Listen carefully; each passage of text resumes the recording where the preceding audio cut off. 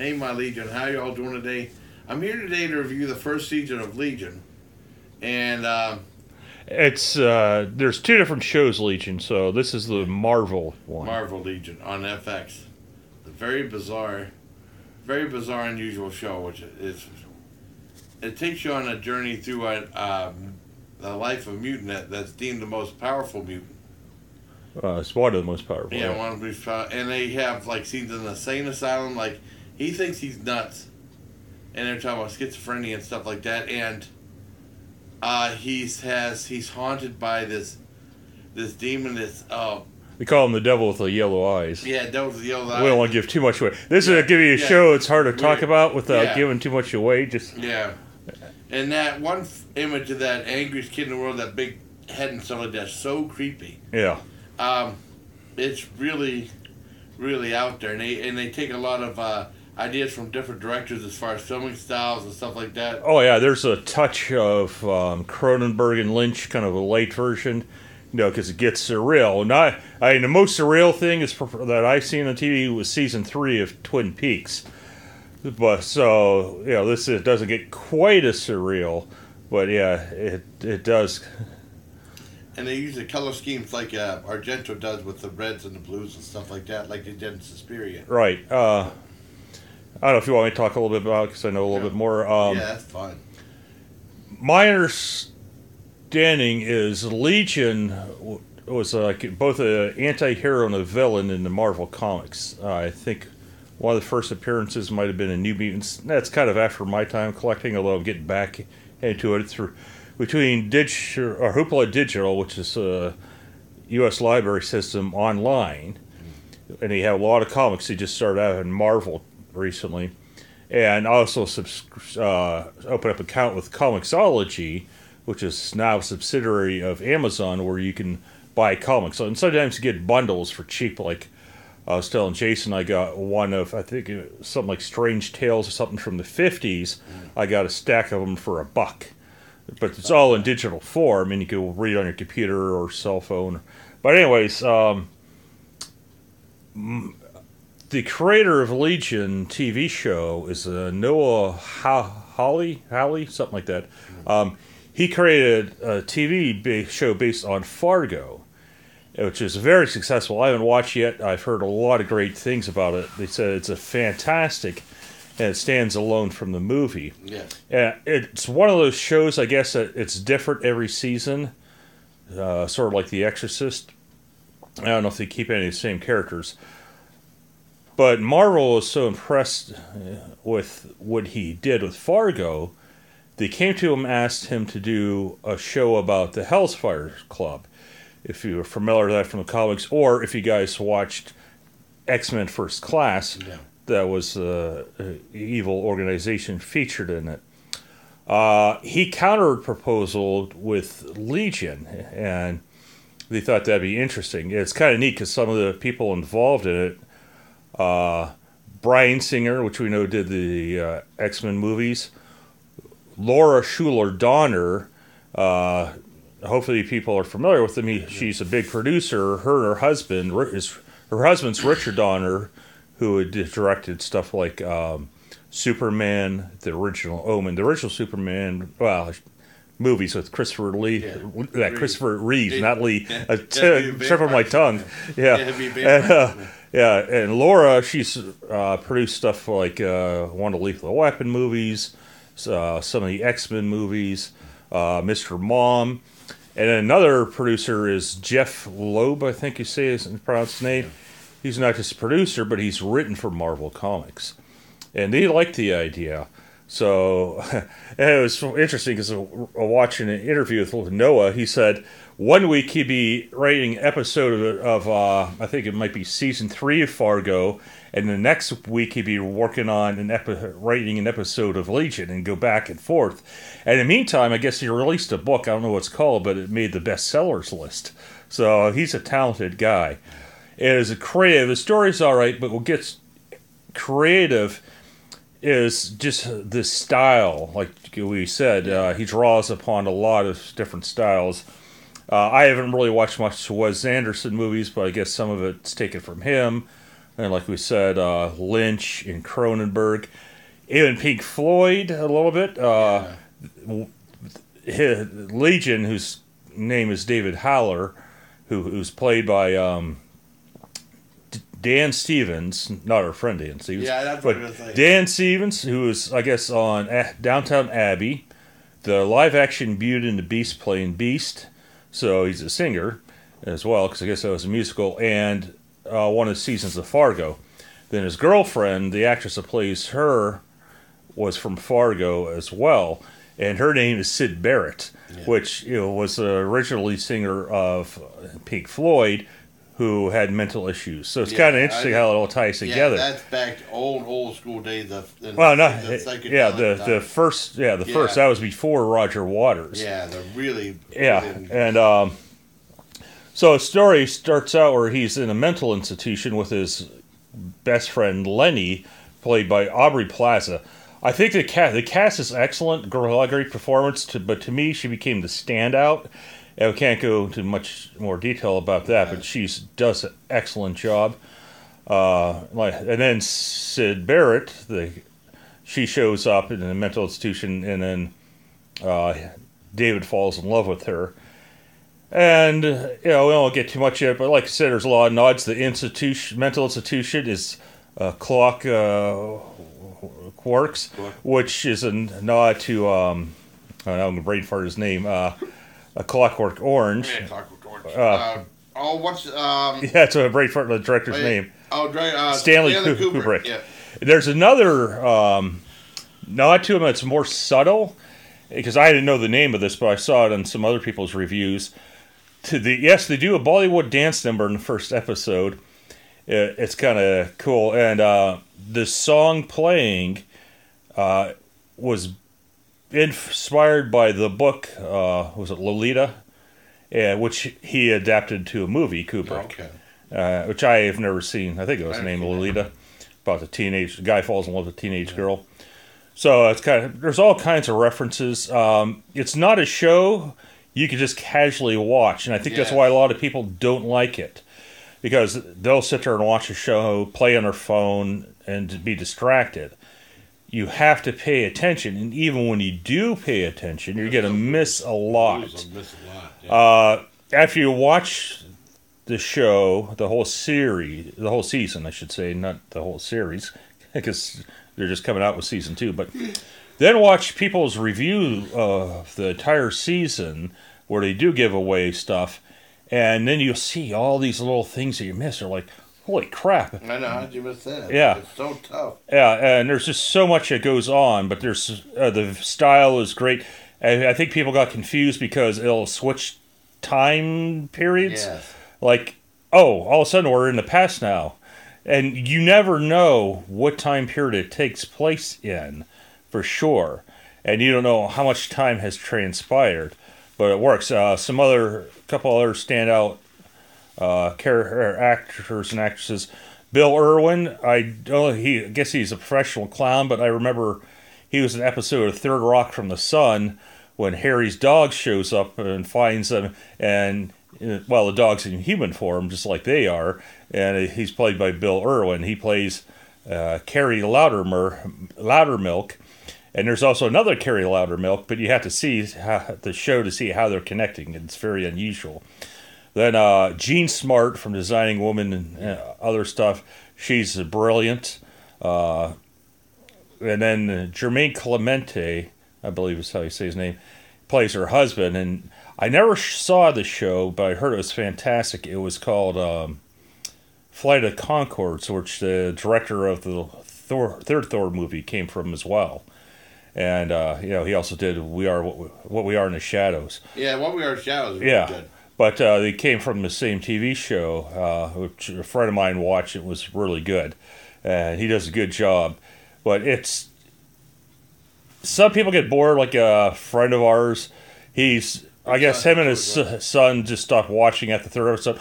Oh, it's too boring. It's a movie about superheroes and there's not a lot of action. Well, it's not a movie about superhero or show about superheroes. I'm sorry, but it's an anti-hero / villain, and in a comic. So it's not your typical TV show. Some people I don't think have the patience to tell a story. Just like I know another friend of mine had trouble with like Daredevil and Jessica Jones because they just want a lot of action and fighting. But yeah, some of it is in there, but not a lot. Now Jessica Jones, that's kind of a darker story about someone with mental problems, sort of, because it's kind of interesting because the Netflix show Jessica Jones, she was someone that was under control of a powerful mutant, sort of an evil version of Charles Xavier, called Kilgrave.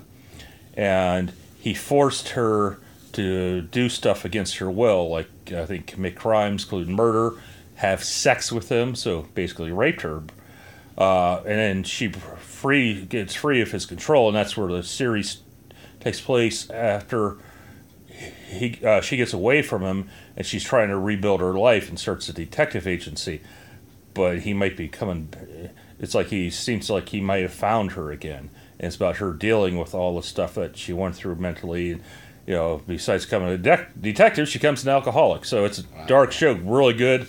A good villain played by David Tennant from the Doctor Who, the newer series. Very good, but yeah. Legion's kind of a little bit dark too, because it involves the demon with the yellow eyes. That's all we'll tell you about it. And then, so you could figure him out by watching the show and who Legion's father is if you've never read any of the comics, which I've never have. But Noah also said that the mental issues is not just going to be a vehicle to get to a superhero and now, boom, he's now normal. He said he's going to continue to have mental issues in the second season and maybe even a few more seasons, depending on if they get renewed or not. I know they've been renewed for his second season, which starts on the 3rd of April, and the Blu-ray's coming out at the end of March. Oh, wow. But the first season. So, yeah, it's not going to just be like, oh, he really wasn't crazy. Well, no, he did suffer some mental problems besides being a powerful mutant. And they're going to keep that going for a while.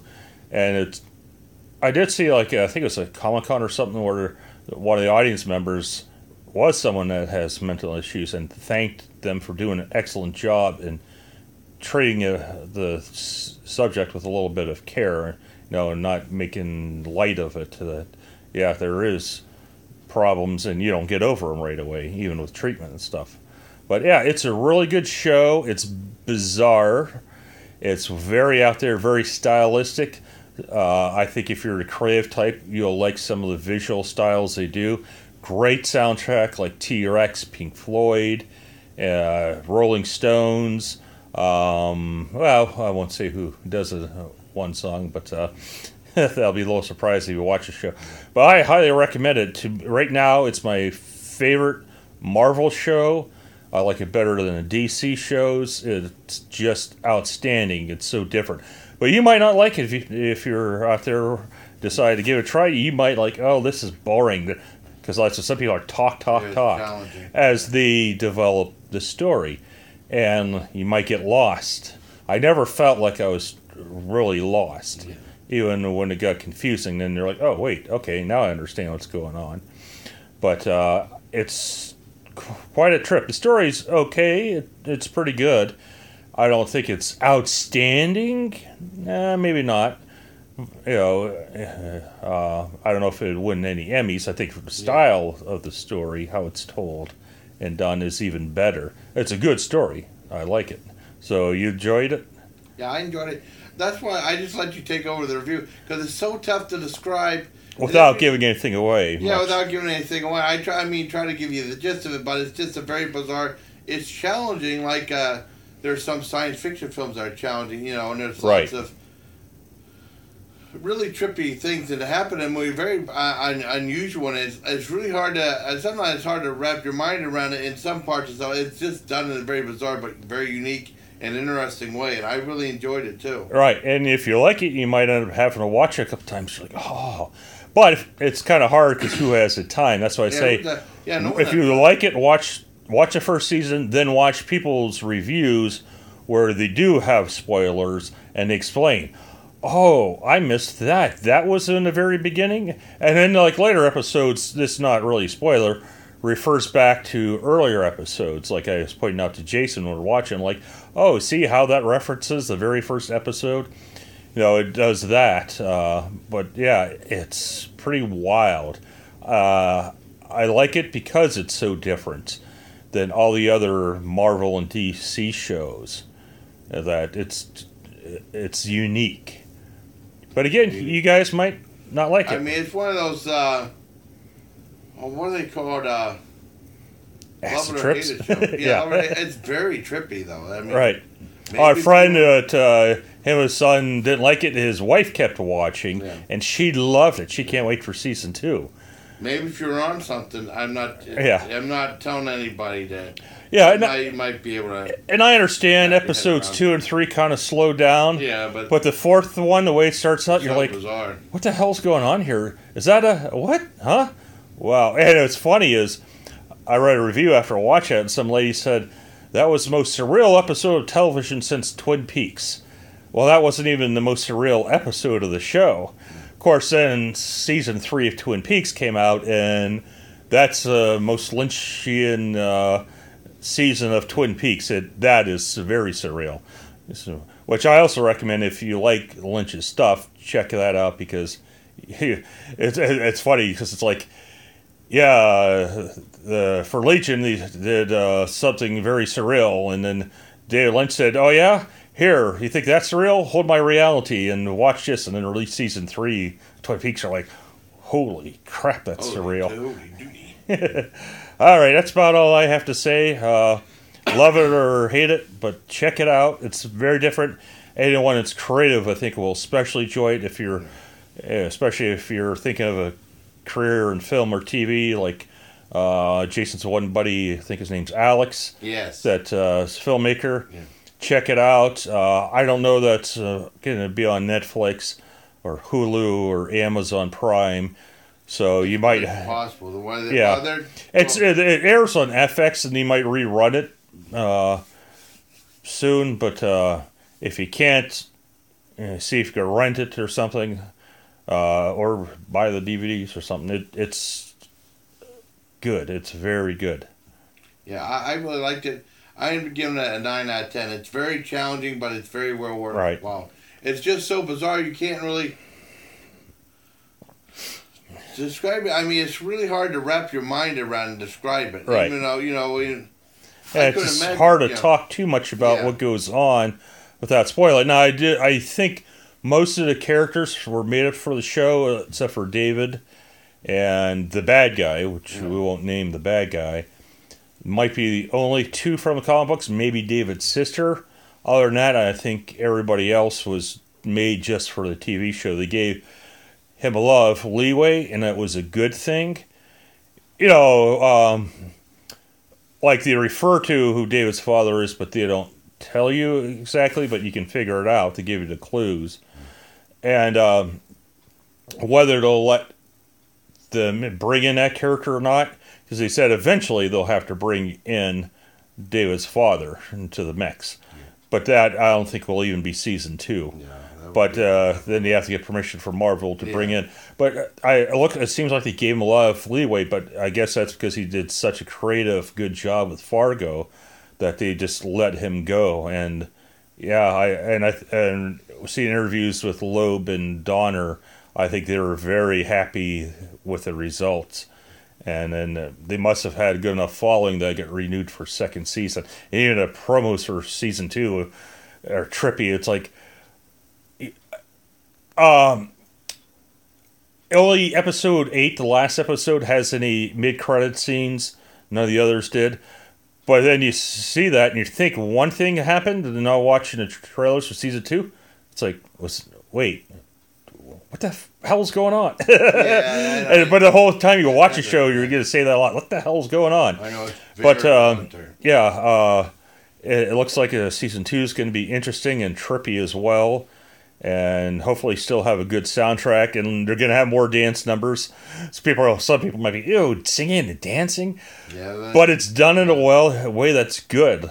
There's a cross between a dance scene and a fight scene in one episode that's kind of wild too and kind of trippy, and I can't tell you why because it might spoil it, but it's very interesting, you know, the way they do stuff and somewhat unique.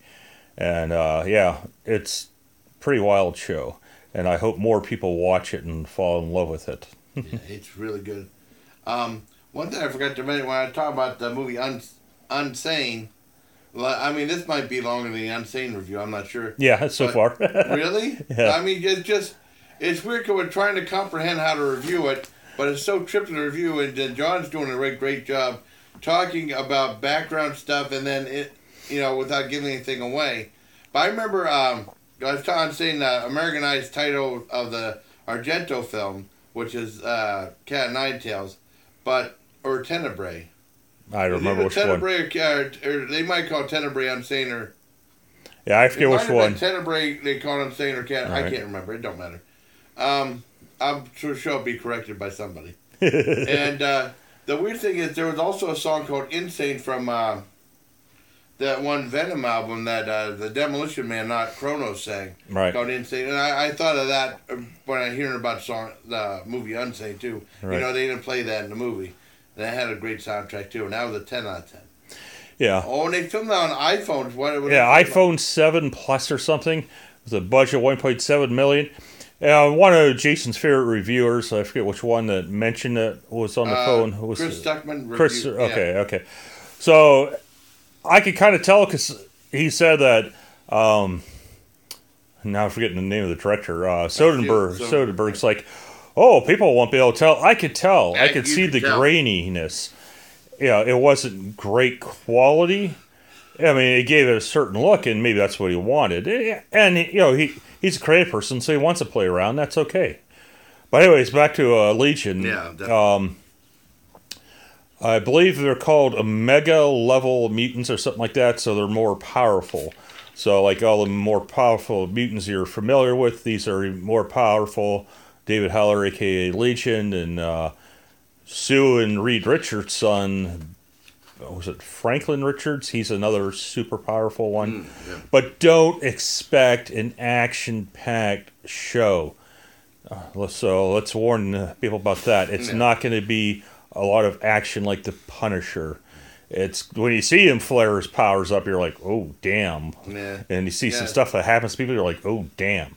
I know. Or some of it, you're actually laughing your ass off, too. But I won't be that guy. Yeah, it's like... it's not an action-packed show, but it's a really good psychological drama with a heavy on the psychological. Yeah, that's true, definitely. All right, I think I'm out of it's stuff. just a really trippy. It's just so hard to describe the review, and I think John did a great job. And thanks. I tried to do. But this is my second time through, so it helps. And I watched people's season reviews, got their input. Although I left a lot of that out because I didn't want to spoil anything. A little bit of spoilage is okay. But, check it out if you want a psychological drama and not an action-packed superhero show. Very unique, and I like it. It's something very different from TV. So it leans more towards Twin Peaks than it does Daredevil or Arrow or any of that, which I like most of those shows too. Arrow's getting a little long in the tooth that I think they should cancel that soon. Shield, I can never really get into it, which is funny because it was done by Joss Whedon's brother and sister-in-law who worked on his shows. Daredevil was pretty good, but again, a slow-going show. Yeah. And that was created by two people that work with both Joss Whedon and J.J. Abrams. But yeah, it's a slow-going show. It's a drama. It's not a big action movie, but it's just so trippy. It is and so trippy. Different and so stylized. I love it. Awesome. All right, Jason's Legion. That's I think all I have to say. And Jason. It's really good. I think that's all I have to say too. I was going to say something else. Yeah, that's it. So I guess that's about it. So until next time, everybody, please take care of my Legion. Okay.